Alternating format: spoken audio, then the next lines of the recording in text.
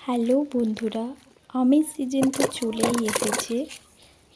আর যা গরম পড়েছে, এই গরমে একটু টক ঝাল কিছু মাখা হলে মন্দ হয় না।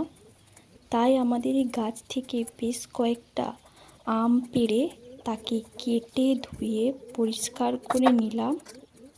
তারপর আমাদের এই গাছ থেকে বেশ কয়েকটা ঝাল ঝাল কাঁচা লঙ্কা তুলে শিলনোড়া নিয়ে বসে পড়লাম ওই আম আর কাঁচা লঙ্কা থেতো করার জন্য।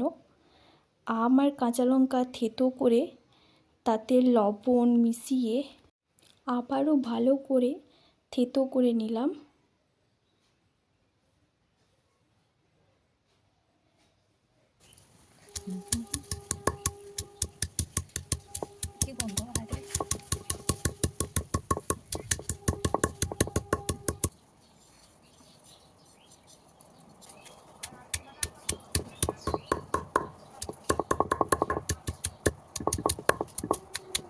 তারপর আমটা তুলে ওপর থেকে একটু সর্ষের তেল ছড়িয়ে নিলাম।